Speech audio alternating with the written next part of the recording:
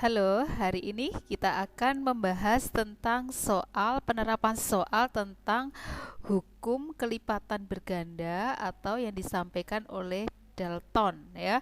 Jadi contoh soalnya sebagai berikut. Unsur P dan ini He ya, unsur P dan He membentuk dua jenis senyawa. Perhatikan data percobaan di bawah ini. Jadi nanti ada senyawa 1, ada senyawa 2. Kemudian yang diketahui massa dari unsur P, senyawa 1 adalah 6 gram, senyawa 2 adalah 15 gram. Kemudian untuk unsur He itu massa senyawa 1 itu adalah 4 gram, massa senyawa 2 itu adalah 5 gram.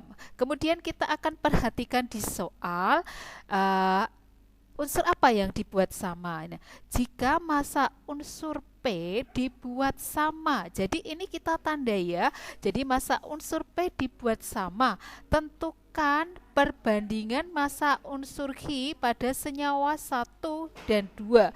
Kemudian yang B, rumus molekul senyawa 1 dan 2 yang terbentuk.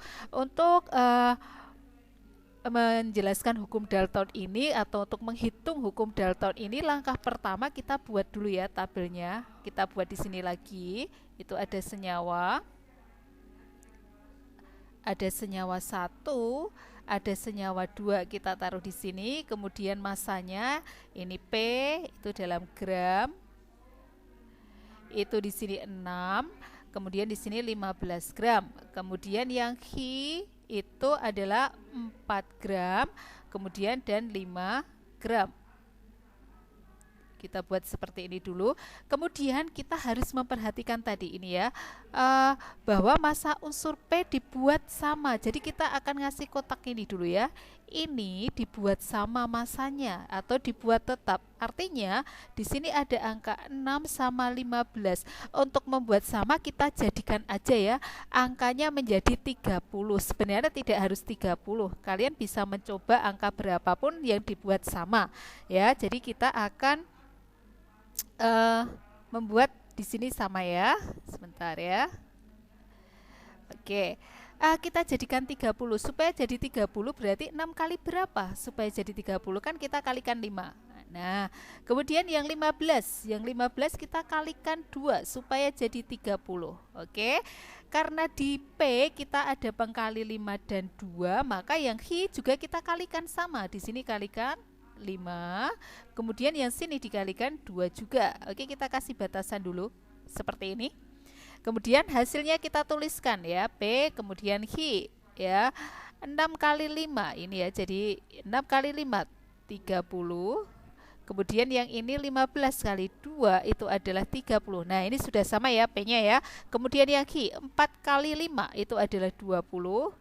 5 kali 2 itu adalah 10. Oke, sekarang P-nya kita sudah membuat sama.